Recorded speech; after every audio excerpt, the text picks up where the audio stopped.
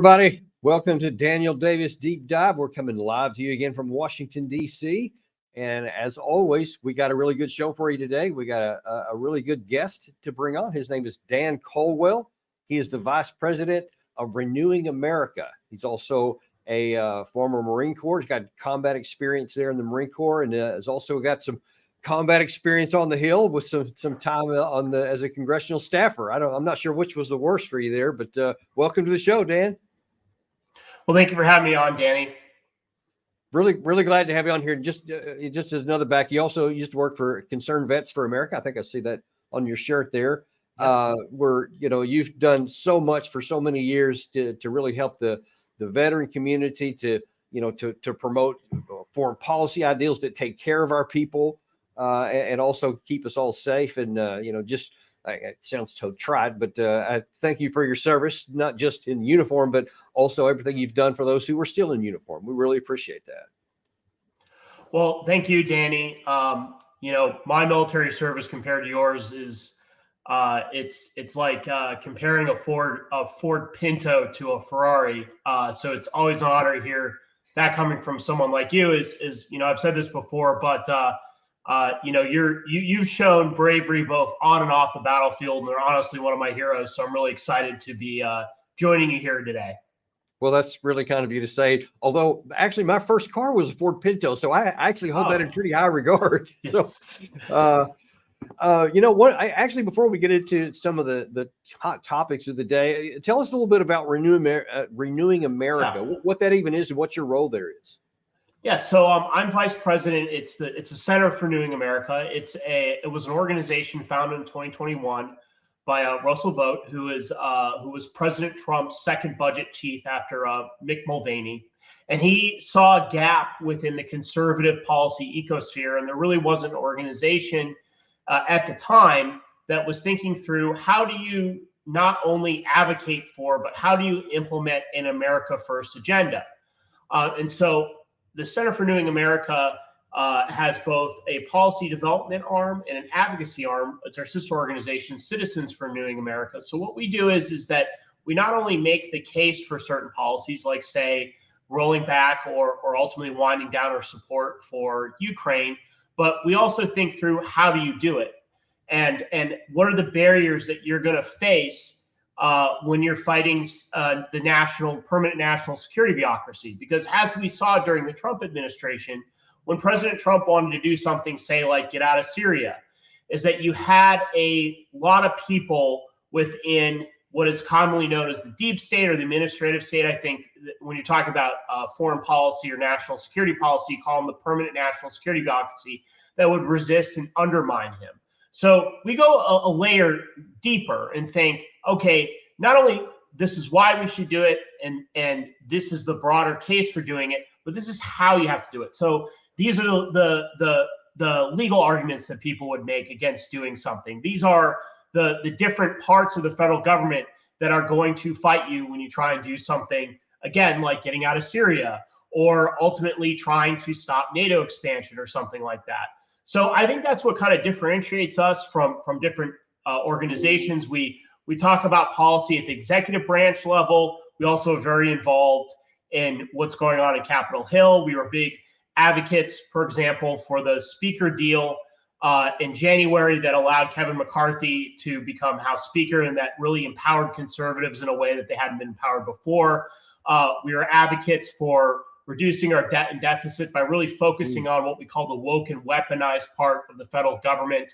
The woke part, mainly like all this funding we give to nonprofits or funding to schools that help promote what many call these woke ideologies. And then the weaponized part is, our security state, which is increasingly viewing average Americans as enemies. Yeah. We're also, again, big advocates, just like the organization you work for, Defense Priorities, of a foreign policy that's rooted in realism, restraint, and a whole host of other issues that we've really been leading the way on. Well, that's good. I mean, I'm really glad to hear that, especially if it's got practical things that can actually make a difference. I think you and I've even talked in the past, and certainly I've written on it a lot, that I was really frustrated during the Trump administration that he kept saying we're going to get out of Syria, and all of a sudden it would be walked back by, some of these other guys, like general officers or other people even in the government, and then a lot of thwarting. And I think the other one was, we actually had Doug McGregor on here not long ago, and we were talking about that same situation, to where his initial marching orders given by the president toward the end of his term was to withdraw from Afghanistan, not just to get it down to a smaller number, but they were thwarted at every site. So if you're doing anything that can get at that, so whatever the commander in chief, whoever it has, whenever they give instructions, that's supposed to be executed, not thwarted. So I'm all for that. And I think that there are so many examples of what happened under the Trump administration that just are absolutely infuriating. And frankly, there's some people that were involved in it who probably should have gone to jail. And whether you support President Trump or not, this is not how the military or the permanent national security bureaucracy should be behaving. The story that probably sends me through the roof the most is the story of Ambassador Jim Jeffrey, who was I think his title was the special representative for Syria. And he had replaced Brett McGurk, who's now back in the Biden administration. He's a whole nother story. But Jim Jeffrey bragged about to President Trump about how many troops were in Syria. And they lied to him in the hope that if they made the numbers inclined to getting out. And what is absolutely just completely boggles the mind is that he felt like it was totally okay to go and brag about it. And he felt like, you know what, I'm part of the permanent national security bureaucracy. They can't touch me. I can literally brag about lying to the president of the United States and getting away from it. And then, when you brought up Afghanistan withdrawal, is that it's pretty clear that you had elements of the intelligence community who didn't want to get out of Afghanistan, leak this raw, unvetted intelligence about the Russian bounties in 2020. After President Trump signed the Doha Agreement, and the United States was now on a path to getting out of Afghanistan. And it's pretty clear to me that there were members of the intelligence community that were working with friendly members of the media to advance that story. And what happens, a year later, it turns out it was complete bogus, and it was never intelligence that should have ever been brought up to the president, much less shared with the American public. And I know that this may sound like tinfoil hat conspiracy stuff, but again, everything I just said has been confirmed and reported in by all our mainstream media. Right. Yeah, that's what I was going to say. It's out there. This isn't something you'd see on like InfoWars or somewhere else. This is stuff that is confirmed, is not deniable, and is been out there now for a while. Well, and you saw this. A lot of people are aware of it, but somehow they think it's actually okay. I mean, how many times did we hear that phrase that a lot of people on Trump's senior advisors were the quote adults in the room, i.e., somebody who's going to do the right thing instead of what they're told to be by the president, and they're saying that like that's a good thing. That's people that could be in the administration. And look, today at that time it was Trump, but what about it the next time? If it's Biden or whoever may win the next time, are they going to be okay with, if you don't like the policies of the president, you get the luxury of just doing what you want to do and thwarting what you don't like? That's a real problem. I think that it's a problem for our government. And I think it's totally acceptable if you're given an unlawful order. If the president of the United States asks you to do something illegal, you have an obligation to say no. Just like if you're a private in the Marine Corps, a lieutenant colonel in the Army, your commanding officer, your senior NCO tells you to do something that's unlawful, you have to say no. Yes. But saying get out of a war we've been in for 20 years isn't unlawful. Right. Saying get out of a war where there is not congressional authorization for, in which on the presence of American troops, there's a strong argument that it's illegal they're there. That is not an unlawful order. And I think that quite frankly, this is not something that just President Trump experienced. I think to a lesser extent, not as much as President Trump saw, but both Barack Obama and now President Biden are experiencing this to varying degrees. I think on some level, the State Department bureaucracy and the military slow walk parts of the withdrawal planning in Afghanistan out of hopes that they can convince him to pull back the decision and to stay. I think that that President Biden's appointees have kind of backed him in the corner on Ukraine. He's usually been the one who sounded at times. Sometimes he spouts off and says dumb stuff about Putin, but a little more restrained. And you're actually seeing this again in regards to what's going on in the Middle East. It didn't get a lot of attention, but as President Biden was coming back from Israel, one of his aides said that, the United States is going to get involved in the war directly if Hezbollah gets in. And President Biden had to go and swat that down. But that's a perfect example of how it works for both parties. To your point, is that this isn't just a Trump problem. This is an issue that goes across multiple administrations, multiple different parties. Yeah, and so that's why I'm really grateful that for your organization, if you're doing anything that has a chance to actually bring back into order what's supposed to be the standard thing, so that the government functions properly, and the people that we elect are the ones that are actually making the call. I think that's a very worthy goal I'd like to see. Now, since we're talking about some of these things about national security, especially given your background, one of the big things I wanted to ask you about and have you on is because, look, it's been in the news a lot lately that the U.S. military is having a real hard time recruiting. And I think that the number I saw was like 15,000 shortfall in the U.S. Army alone. Nearly every service is having problems with recruiting enough people. And even the ones that they're getting are not that of lower quality. And I'm talking about, in terms of their test scores and of their physical fitness, it's just getting hard to recruit. And so I'm wondering if you can kind of give us some of your insights as to why that is. Is it these so-called woke policies? Is it maybe some of the leaders, as I've argued, that they've been dishonest and they've been telling people things that aren't true? Is it because we're in wars that don't relate to the national security? What do you think is going on behind this? Why are we having this trouble? Well, Danny, I do have to say, I do have to do a little inter-service bragging here. There is one branch that has met its recruiting goals, and that's the United States Marine Corps. They've done it without big bonuses. They've done it without like fancy programs or deferred enlistment. It's just like, your life's going to suck, but you're going to earn a great title. And they've met. And your uniforms look great, I got to say. I mean, yeah. Although I do like the new arm, or they're bringing back what are the pinks and greens? They brought back the pinks and greens. Those look pretty good. But putting that aside, this is a serious issue, and I think that it's more complex than a lot of people on the left and right are saying it is. So, first off, there's a lot of discussion about woke policies in the United States military. And I think it's appropriate for members of Congress and people to discuss those policies. I think some of the policies that have been implemented, particularly under the Biden administration, are wholly inappropriate. And I do think it is turning off people from enlisting. You have, for example, the United States Navy recommending a book by a so-called anti-racist scholar named Ibram Kendi, where the book's title is How to Be an Anti-Racist, which on the surface doesn't sound bad, but his conception of an anti-racist is actually what many would call a racist, where he advocates discriminating against one group, mainly, white males, but others as well too, to make up for discrimination against other groups. He's also openly anti-capitalist and calls for dismantling our economic system. And the United States Navy is recommending this, and they're using a lot of these people and their theories to shape anti-discrimination training, which is appropriate and which needs to happen. Discrimination is bad, right. But these theories go a step lower. They basically teach that there are people that have inherent guilt, whether it's white guilt or guilt because of class or other types of status, things that they can't control, and there are other groups that are disadvantaged, and you need to level that out.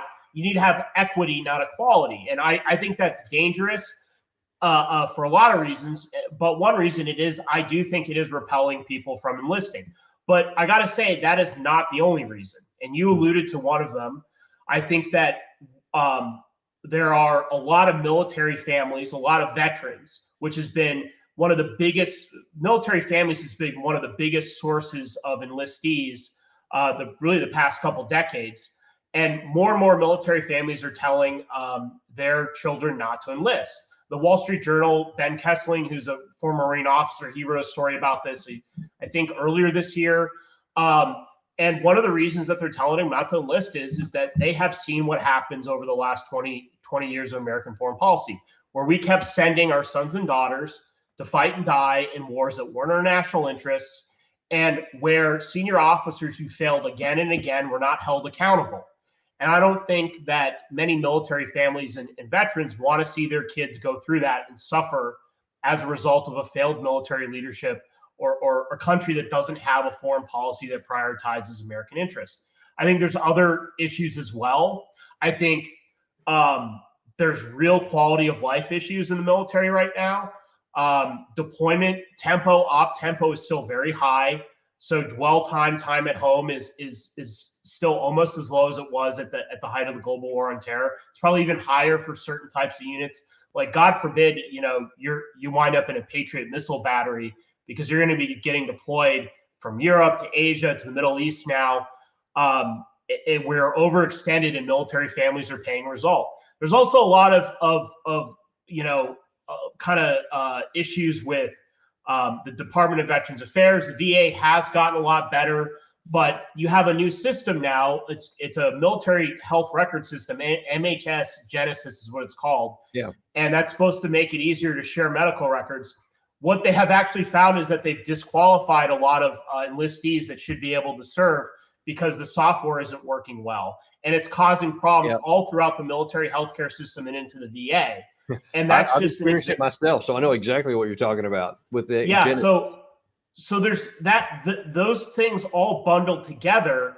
I think really deter a lot of people from serving in the military, and it is a crisis. Even if you're somebody like me who thinks that the United States should be less militarily involved around the world, we want a strong military. We want to be recruiting quality people, and that we aren't able to do that does not bode well for the future of our military and honestly for the future of our country.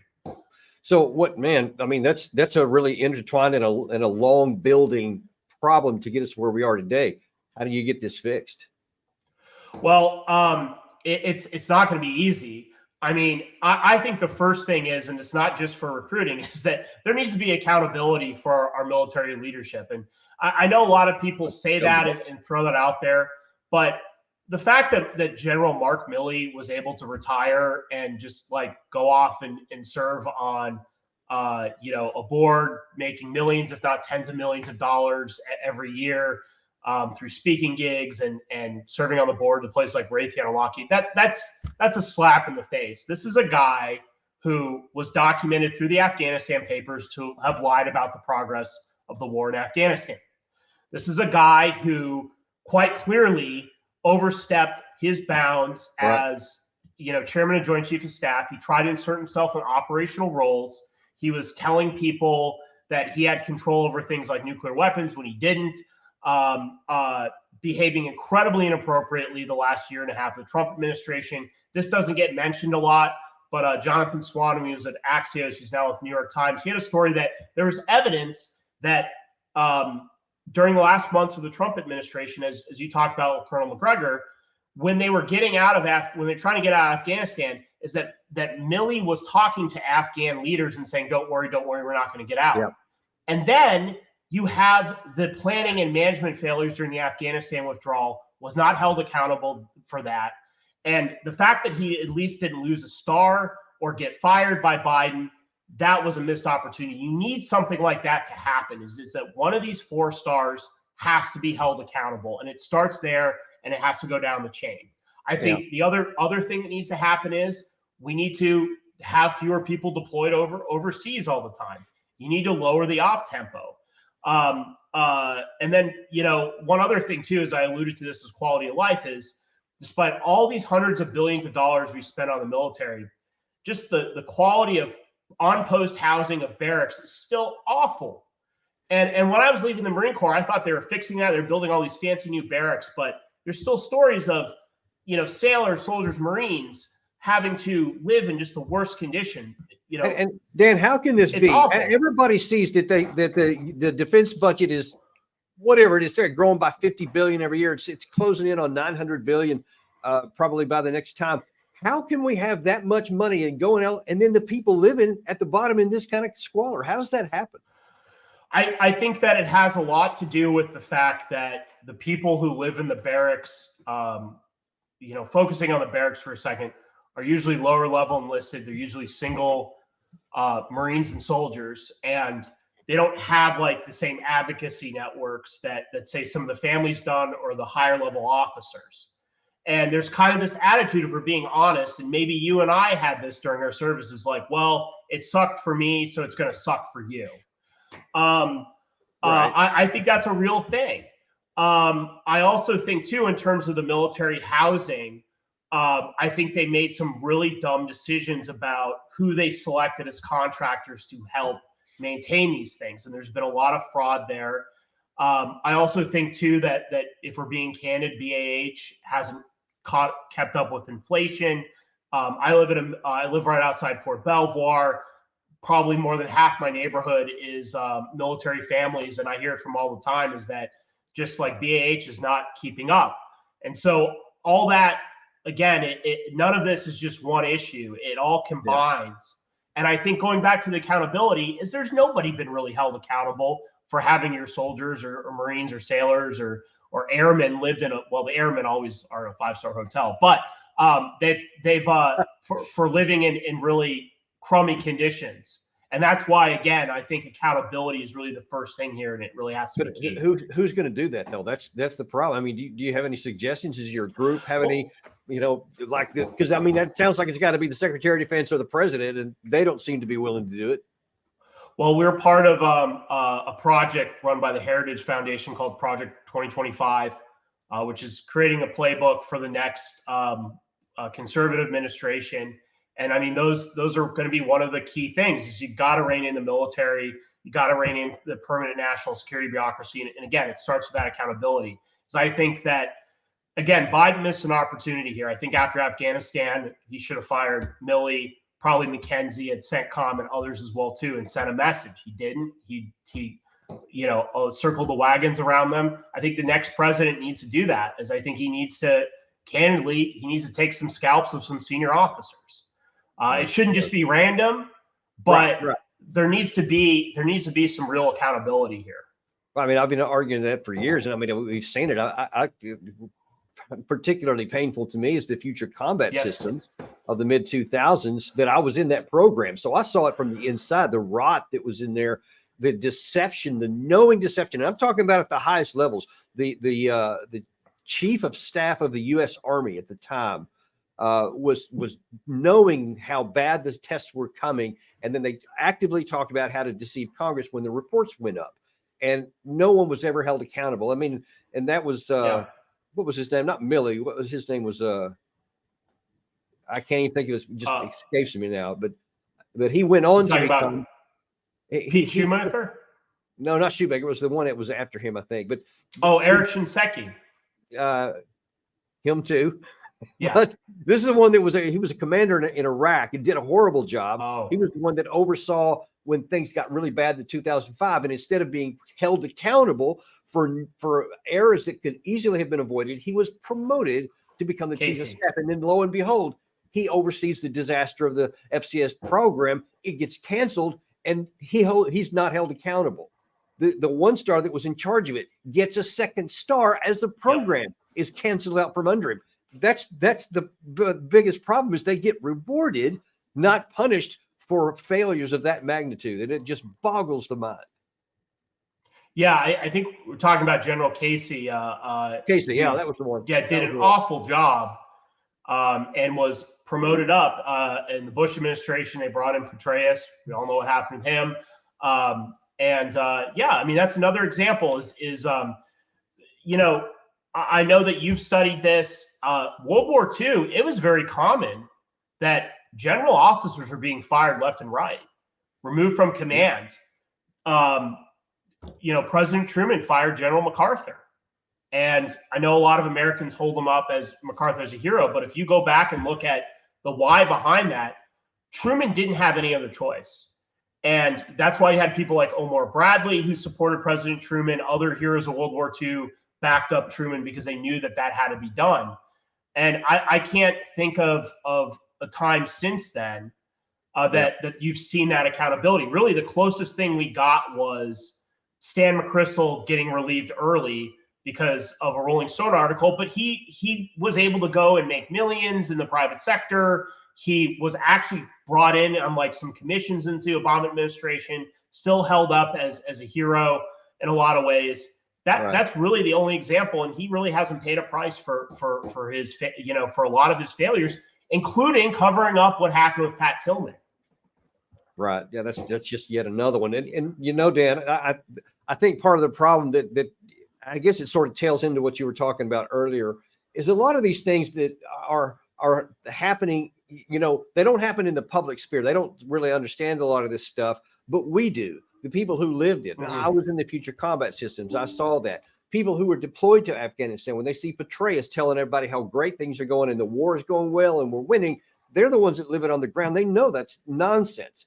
And so when they go home, when they get out of the service, they go home and they talk to the other people. You talk about military families being historically, the generation after generation. But now then when they go home and they see, look, I don't want to send my buddy to go do this. I'm going to tell him how awful this was, that they're lying. And so that erodes trust in the leadership. And now then people don't want to go sign up. And now then we are where we are today.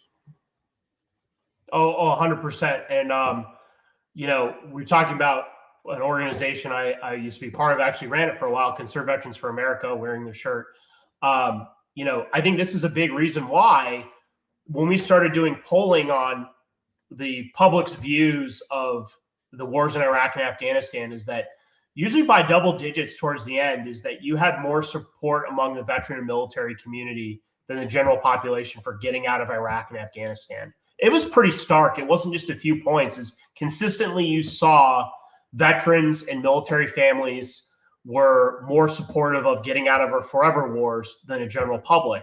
And it's because of that personal experience that you alluded to that I think really drove that perception.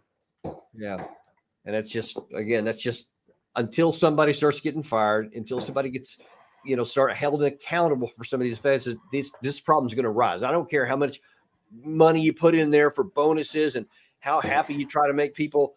I mean, ultimately, it's the things that matter. I'm sure it's probably a similar case for you. I joined up out of patriotism because I loved my country. I felt I had an obligation to serve. I desired to serve. I wanted to. I didn't care about all the extra stuff that I got. I mean, those were just, perks if they had them.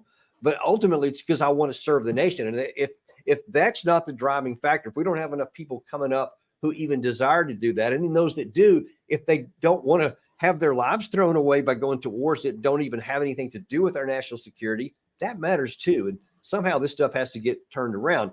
And now let's quick in the last few minutes we have here, let's pivot to the next potential wars that we're trying to, get ourselves sucked into. And that's either in the Middle East or potentially still with the Russia-Ukraine situation here. Now, President Biden just went on national television a few days ago in the Oval Office, and he said, hey, we need a bunch of more money. I know we gave $113 billion to Ukraine last year, but now we want to give them $60 more billion this year on top of the $14 billion that we're going to give to Israel. Millions of rounds of artillery shells of various different calibers, hundreds of millions of other kinds of small arms ammunition.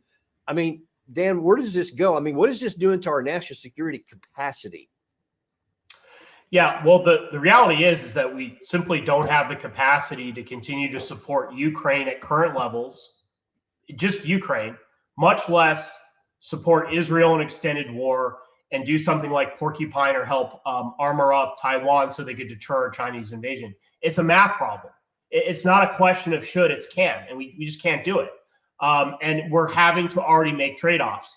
President Biden and other supporters of Ukraine were saying we can do both Ukraine and Israel, but actions matter more than words. And what did the Biden administration do earlier this week? They diverted a shipment of artillery shells from Ukraine to Israel. So I think that is the biggest indicator of where we're at, is that we have a constrained ability to support Ukraine and Israel at the same time. And we're going to have to make choices. And so in my mind, I think that at the very least, we should not continue to provide support and aid to Ukraine because they have wealthy neighbors in Europe, because it's primarily a European security challenge, is that $60 billion should not go forward, considering we've already authorized and spent $113 billion, including spending more money deploying troops to Europe. So that's what I'd like to see. I will say this, as somebody who works a lot with members of Congress, I think it's going to be very difficult for Biden to get everything that he asked for, the full $100 billion, the $61 billion for Ukraine, I believe $14 billion for Israel, $2 billion for Taiwan, and then border security. You have even very hawkish Republicans like Tom Cotton saying, we can't pass this package. So I think it is likely going to get watered down. I could be wrong. They could bum rush it through. But if they do, I think this is going to be the last aid package that Ukraine gets. And that even assumes we have a House of Representatives functioning by then, if they get a speaker, and then we don't get the government shut down on the 17th of November. And those are neither one of those are given. But that's the source for another deep dive, which we should probably get into another, because it has direct national security ramifications, obviously based on the things you're talking about here. But I'm afraid we're running out of time here, so we're going to have to leave it there for the moment. But Dan, thank you so much for coming on and sharing a lot of these issues that a lot of Americans don't know anything about. That's the whole reason we have deep dives. So keep coming back, and you'll get more stuff like this, and let your friends and family know. And Dan, thanks for coming. Danny, thanks for having me on. It was a blast. You bet. We'll see you next time on Deep Dive.